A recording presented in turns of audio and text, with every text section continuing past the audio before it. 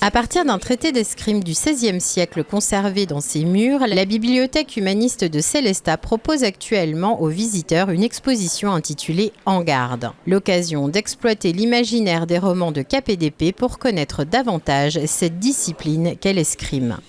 Alors en fait, on n'a pas choisi de commencer le parcours de l'exposition aux origines de l'escrime, parce qu'on a voulu se recentrer sur la période qui est abordée dans le traité d'escrime de la bibliothèque humaniste, qui date du XVIe siècle, et aussi parce que c'est une histoire qui est très très riche et qu'on ne pouvait pas aborder tous les siècles de l'escrime. Donc on a choisi de se concentrer sur le XVIe, XVIIe, XVIIIe, et puis ensuite l'évolution de cette culture de Cap et d'Épée jusqu'à aujourd'hui à travers des jeux vidéo, des films, de la bande dessinée ou bien des comics américains.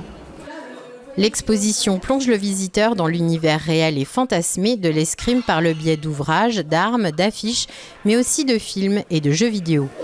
L'objectif, c'était vraiment de diversifier les supports, aussi bien les supports de médiation, les supports multimédia. On a beaucoup d'extraits sonores, d'extraits des romans de Cap et d'Épée.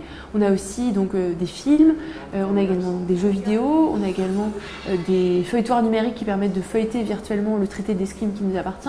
Mais on a aussi donc, des traités d'escrime en version originale, des armes, des épées bien sûr, également des costumes d'opéra qui permettent un petit peu de mieux comprendre le panache, la silhouette aussi, et puis toute l'impression que peut faire un mousquetaire ou un autre personnage de Cap et d'Épée. Différentes épées ont également été récupérées pour figurer dans l'exposition. L'épée au XVIe siècle a beaucoup changé, c'est plus l'épée du Moyen-Âge.